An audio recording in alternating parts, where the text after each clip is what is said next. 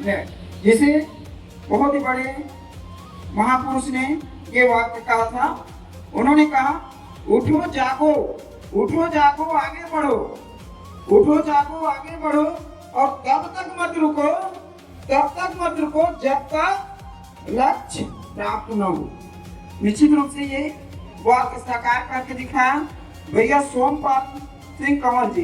मैं उनसे निवेदन करना चाहूंगा मंच पर आए और उनका स्वागत हमारे अतिथि सम्माननीय सभापति महोदय जी से मैं निवेदन करना चाहूंगा, उनको पुष्पमाला से स्वागत करके स्मृति चिन्ह प्रदान करने की कृपा करेंगे। इन्होंने 2 बार सफलता अर्जित की। सर्वप्रथम अधीक्षक महिला एवं बाल विकास विभाग अधीक्षक के पद पर इन्होंने सफलता प्राप्त की। तत्पश्चात उसके पश्चात आज वर्तमान में ट्रेन मैनेजर के रूप में रेलवे विभाग में कार्यरत है। निश्चित रूप से बहुत ही प्रतिभाशाली मेहनती हैं और उनके मेहनत को आज सफलता इनको चूमती है। इसके लिए इन्हें बहुत बहुत धन्यवाद। मैं चाहूंगा आज आपके पीछे आने वाले जो बच्चे छात्र छात्राएं हैं उनको आप किस प्रकार से मार्गदर्शन करना चाहेंगे ताकि आप ही के जैसे ये बच्चे भी अच्छे से। सबसे पहले मैं यहाँ उपस्थित सभी सम्मानीय लोगों का नमस्कार करता हूँ और विशेष धन्यवाद अखिल भारतीय रजक समाज जिन्होंने मुझे यहाँ आने का अवसर प्राप्त किया है। सभी बच्चे जिन्होंने 10वीं 12वीं में अच्छे मार्क्स प्राप्त किए हैं उन्हें हार्दिक बधाई देता हूँ। 10वीं 12वीं वो समय है जब इस जीवन का महत्वपूर्ण आधार निर्माण होता है। जीवन में सफलता पाने के लिए सबसे पहले लक्ष्य निर्धारित करना पड़ेगा। लक्ष्य नहीं होगा तो हमारी जिंदगी उस नाव की तरह है जिसका कोई किनारा नहीं होता। इसलिए सबसे पहले लक्ष्य निर्धारित कीजिए और अपने अंदर की क्षमता पहचानिए और मेहनत कीजिए। मैं अपने जीवन के कुछ अनुभव साझा करना चाहता हूँ। जब मैंने अपने तैयारी शुरू किया था तो लगभग 3.5 साल तक सब एग्जाम में फेल हुआ। सब एग्जाम में 3.5 साल के बाद लगा कि मेरे से नहीं हो पाएगा। उसके बाद जो मैं 3.5 साल मेहनत किया उसी बदौलत अभी तक मेरा 6 सरकारी नौकरी लग चुका है।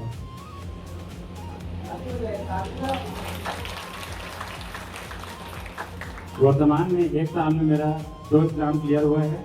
अभी CGPSC अधीक्षक बाल संरक्षण अधिकारी के महिला बाल विकास में चयन हुआ है और वर्तमान में मैं 3 साल से लगभग कार्यरत हूँ भारतीय रेलवे में। 10वीं 12वीं के स्टूडेंट से एक कहना चाहता हूँ, अभी आप लक्ष्य निर्धारित कीजिए, विशेषकर 10वीं कक्षा जिनको अभी विषय चयन करना है। विषय चयन करते समय अपनी क्षमता देखिए और जिस विषय में रुचि है केवल उस विषय में जाइए। एक दूसरे को देखकर सब्जेक्ट चयन मत कीजिए क्योंकि आगे चलकर आपको ही तैयारी करनी है। और माता पिता को भी एक सलाह है मेरी कि बच्चों को झाड़ू बर्तन थोड़ा कम पकड़ाएं और किताब पुस्तक पेन पकड़ने के लिए प्रेरित करें।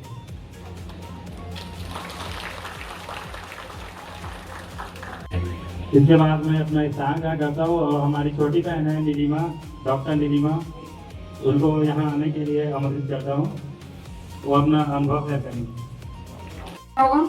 आयुष चिकित्सक के पद पर इनका चयन हुआ है। जोरदार बधाई, बहुत जोरदार इनको अपने समाज की ओर से अभिनंदन, स्वागत और स्मृति चिन्ह प्रदान करने के लिए मैं कुंज राम भैया से।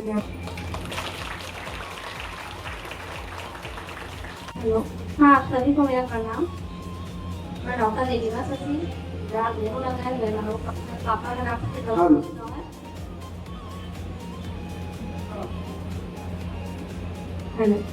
हाँ, डॉक्टर नीलिमा शशि, मेरे पापा का नाम श्री बल्लू सिंह कंवर, मम्मी का नाम मेरा भाई कंवर।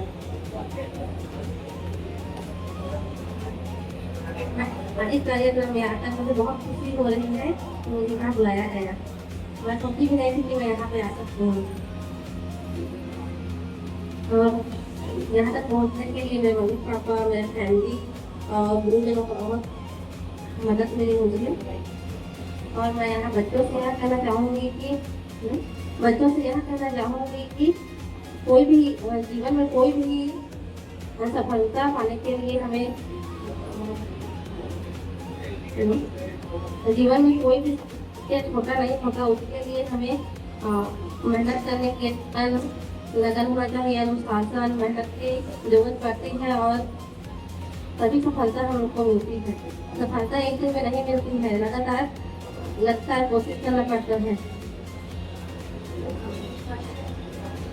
और मैं चाहूँगी कि आगे सभी बच्चे अपने समाज का नाम रोशन करिए, अच्छे समाज को, अच्छे डॉक्टर, अच्छे टीचर, अच्छे अधिकारी और अच्छे ऑफिसर और अच्छे नागरिक की जरूरत है। तो बच्चों को मैं यही बोलना चाहूँगी कि अपने माता पिता का और समाज का अच्छे से नाम रोशन करिए और आगे बढ़िए। और बताया है कि लक्ष्य प्राप्त करने के लिए एक लक्ष्य निर्धारित करना पड़ता है। जैसे टेंथ में हम पता चल जाता है कि हम किस लक्ष्य पे जाएंगे, किस दिशा में जाएंगे। आप लोगों को पता ही होगा, टेंथ में हम लोग का सब्जेक्ट चेंज हो जाता है, वहाँ से हम लोग को मिल जाता है कि कौन से हम लोग को लाइन में जाना है। कई लोग ऑफिसर लाइन में जाएंगे, कई लोग डॉक्टर की लाइन में जाते हैं, कई लोग बड़े बड़े ऑफिसर हैं। सबका अलग अलग एक कोर्स होता है। वहाँ पे हम लोग टेंथ से ही हम लोग को मार्गदर्शन मिल जाता है कि हम लोग कहाँ तक पहुँच सकते हैं और कहाँ तक आगे बढ़ सकते हैं। इसके लिए हम लोग को अच्छे टीचर्स की, अच्छे मार्गदर्शन की जरूरत पड़ता है। तो आप लोग भी ऐसे इंसान को पकड़िए जहाँ पे अच्छे टीचर, अच्छे मार्गदर्शन मिले।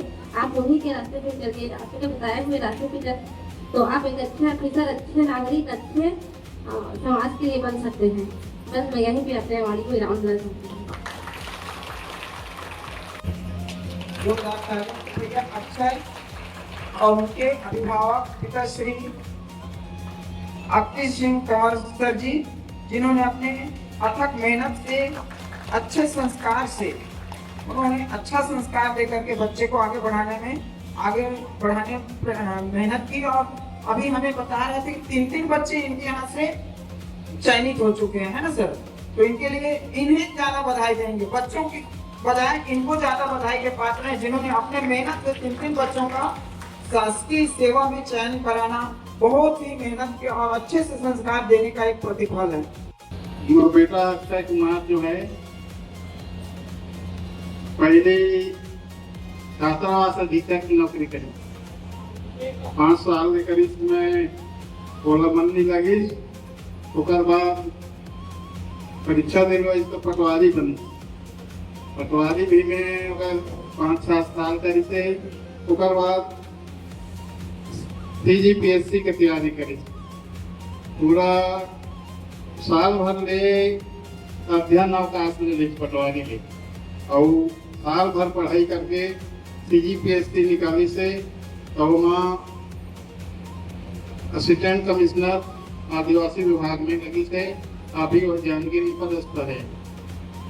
तो बच्चा हो आप, मैं 10वीं 12वीं में जो विषय में रुचि रखते, 10वीं के बाद विषय बदले जाते।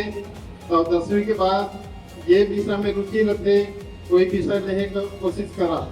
ककरो बहकावा मतावा, ककरो दाई दादा के बहकावा मतावा के विषय लेके पढ़ाई विषय अपन जौन मन में रुचि है, जौन विषय में रुचि है, कोई में पढ़ाई करिया तभी सफलता मिली।